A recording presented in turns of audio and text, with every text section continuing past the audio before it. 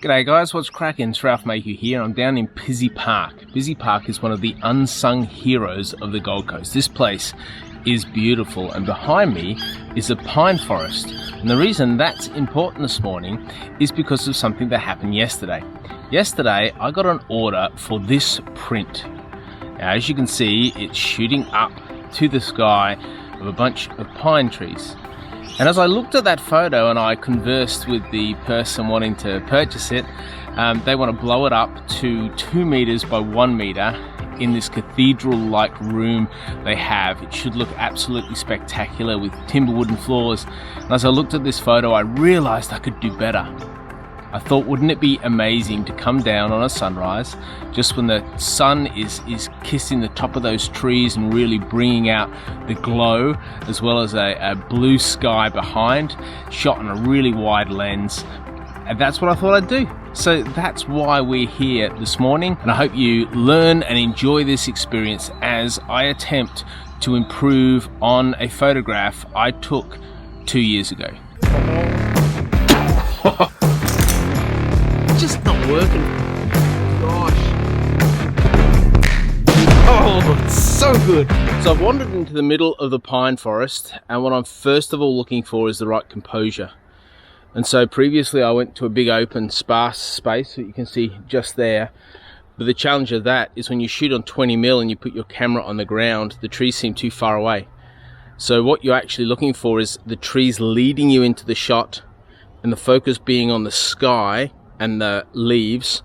However, you need strong leading lines, and to do that you either need to change your focal length, but if you use too sharp a focal length you don't get enough tree length, and if you use too wide it loses the strength of the leading lines, or you move to a place where the trees are much closer. And so that's what I've done. I've moved to a place where the trees are much closer, and I'll show you what the composition looks like.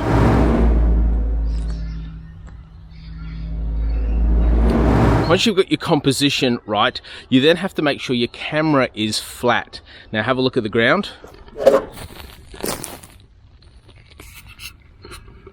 It's full of all these pine needles and pine cones and all sorts of things.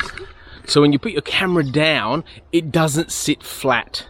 So what I do is I prop it up with a bit of a stick, a bit of this, and I'm making sure that the camera is as flat as can be, so that the face of the lens is parallel to the ground. Then what you want to do is make sure there's no dust or blotches or smudges on your lens. So you clean your lens, give your lens a bit of a thing, and then what you do is you set your autofocus not bang on in the middle, because that will be the sky, right? You actually want to focus it on some trees around here. So if I focus it on some trees around there, it starts to grab more of the distance of focal length from the tree that's closest to you, where it just comes off frame, and the furthest part away, because what you want is most of it in focus. I've then set my aperture to f-stop 11, and I figure 11 gives me enough detail in the trees that are close as well as the details in the trees that are far away. I put on aperture priority mode, because as the light changes and as the sun comes up behind me, the exposure will blow out, and if it's not on aperture, I need to keep picking up the camera and checking it and putting it down, picking it up, and every time I do that I risk losing the composition that I'm settled with. So I've now got my camera settings dialed in. It's 100 ISO, it's aperture priority, it's focused on halfway up one of the trees. So halfway up, this tree would be, say, about there. On autofocus. Then you put the camera on the ground, and you need to do a couple more things. You actually need to, when you autofocus it, you make sure your head's not looking down the barrel of the lens, because if your head is looking down the barrel of the lens, it's going to focus on you, and you're going to set the shot up and you're going to move away, and it's going to be focused here rather than way up there. I then put it on a 5-second timer. 5-second timer allows me to focus, to push the button and get well out of the shot. I'm shooting on a 20mm lens, which is pretty wide, so it could easily catch the top of my noggin right in the corner of the shot and ruin it all. Then, because as you'll note, there's a high dynamic range. Trees are very dark, sky is very, very bright. And so how do you capture that high dynamic range?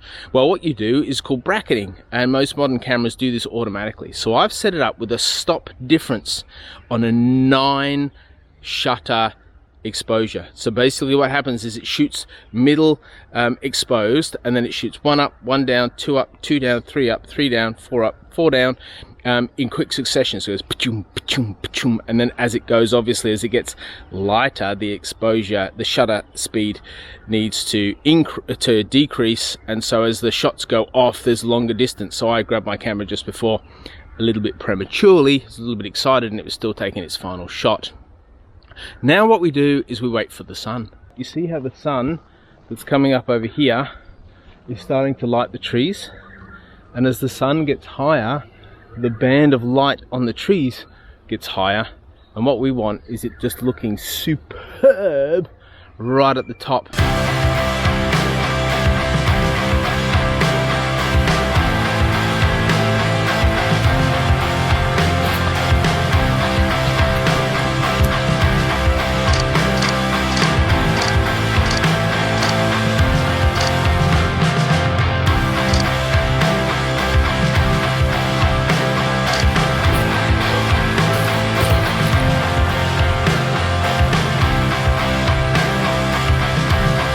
Since last talking, I've decided to put it on the tripod, which means it can still sit really low to the ground, but my screen can pop out, so I can actually compose and recompose the shot. It saves a lot of time and a lot of mucking about, so good handy tip there. I've also put it on silent shutter, so that when the shutter drops, and because it's 9 shots so that we're going to blend together, I've put it on silent shutter so it doesn't shake around every time the shutter drops. And I've also increased the aperture to 14 because I want to get as much of the shot in focus as possible, and it's looking really good. What a glorious morning to be out and about. So we're now going to leave here. I'm going to go home, I'm going to edit them up, I'm going to let you into that process so you can see how I take what you just saw being took and produce something that can be 2 meters by 1 meter stuck on someone's wall and make a room look incredible. We're back in the studio, and I want to run through a bit of my process of how I think through these images. So as you can see, the screen that we'll throw to now, these are the exposures. So this one is normal exposure, and it goes dark, lighter, lighter, normal, lighter, lighter, lighter. So if we go from the darkest, which is this, and you can see through the exposures as we cruise through. And so obviously you're hoping for something that's like this, that picks up the highlights that are here. See these highlights that are the greens and the browns up here that are really beautiful. And then again, it repeats the process. And as you can see, as it repeats, the sun is coming up. So the lights are really shining through on these top branches, these top trees, and making it look really nice. And so the challenge before us is, which one do we go with? Because there's a number of different compositions, and there's a number of different lighting options, and you can see them all the way through. So they're in sets of 9. That was me not getting out of the way quick enough. Bang on, Ralph, well done. And we go all the way through. As I look through all these photos, which one I really like is this one. So this set right here. The reason I like this set right here is because the tree trunks that are closest to us, which are going to be closest to the viewer of the final image, are actually in focus. But I think this set looks just spectacular. So we're going to go shift and select those 9 images. So there's 9 stops of difference from exposure, from really dark to really light. And as you can see, if we zoom in on this one, it's very dark, but the sky is blue. This one, it's very light, but you can see the detail in the tree trunks that are otherwise in this one overshadowed. So what we do is we select all of these. You go right click on your mouse, and you have an option called Photo Merge in HDR. HDR is high dynamic range. High dynamic range means there's a massive range between the shadows and the highlights of that image, so the blacks and the whites. There's detail in the blacks that you don't want to lose. There's detail in the whites that you don't want to use. And so it uses these 9 images and takes the average best of each of the images and combines it to an image that gives you the best of both worlds. But to do that, you need images of the same exact shot on different f-stops, which we talked about in the forest. So we click on HDR, and boom, it does this. We've gone auto align. It's really important. So it auto aligns in case there was a little bit of movement in the camera each time it clicked. You have an option for auto settings, which means the finished product that you're going to look at in a second is all auto edited, which you can do to save time. We're not actually going to do that today. We're going to edit ourselves, and you can create a stack, but I don't like creating stacks. Yeah, another video, another time. So we just wait for this, and this might take a few minutes. So hit up some thinking music. We're not going to do that. Let's just jump there. Woo! Ha! All 9 images successfully merged, and that is what we have. Just so you see what it's like with the auto settings. Actually, if I click that, it redoes it. So we're not going to do that. We're going to go merge, and that is then going to create an image in this space just here of our final HDR merged photograph. Very exciting. It's ready, and that didn't take long at all, did it? Power of video. Here's our image. So as you can see, just by looking at this, we're going to go to the develop module so we can start playing around with it. It'll spit it up, and it's got these beautiful highlights, the sun coming through on these little trees here. This is lit, which is really nice. I like this up here. And then you've got the canopy that just has this kind of golden glow to it. Love myself a bit of golden glow. So let's edit this up as I would. I never start on exposure. Exposure is the last thing I alter because I figure I get the image right, and then I make sure that the exposure determines that. I also edit on a brightness that is bang on the middle. You see that? Of my screen brightness. I've calibrated the screen to work optimally at that space. Let's start fiddling around. So if I increase my exposure, you can see it dulls it and pales it that way. It sharpens it this way. Now I know I can still fool around with the other colors and bring out the things. So I like it a bit sharp. I like myself some sharpness.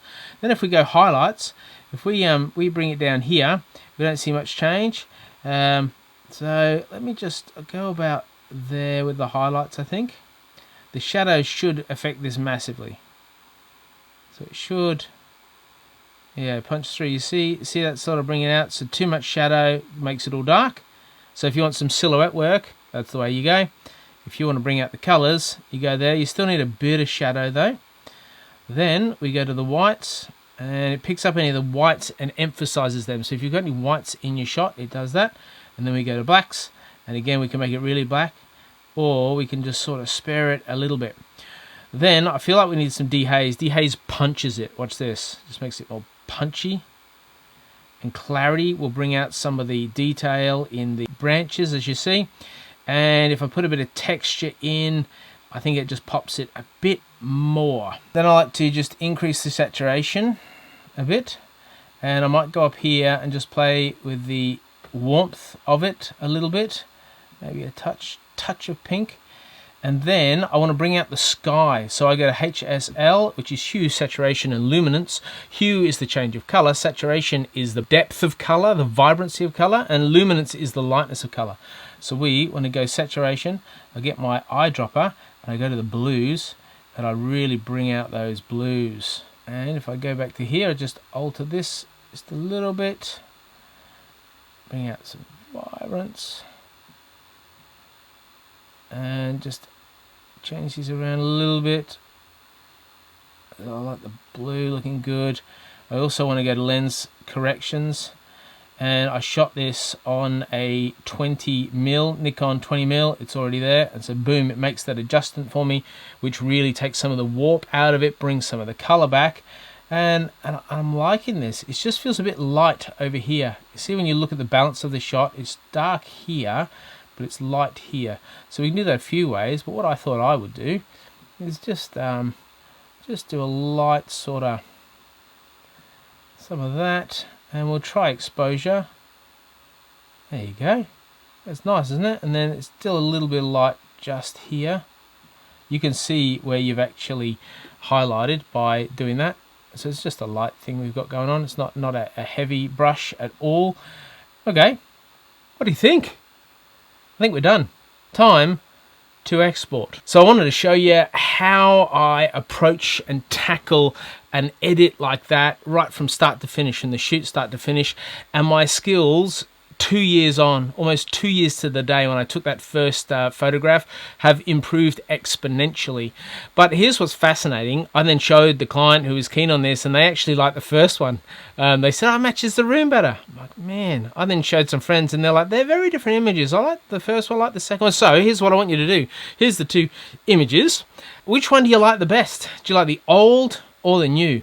I don't care which one you like. It'd just be fascinating to know. My preference is for the new. However, each to their own, right? I sell prints, and so if that is of something of nature, you can go and check it out on my website, which is right here. And otherwise, please subscribe. Give us a thumbs up. If you have any questions or comments you'd like to make, do so in the comments section below. And have a great week. Have a great week. It's nearly Christmas. Woo! We're into December. Very exciting times. Look forward to seeing you in the next video.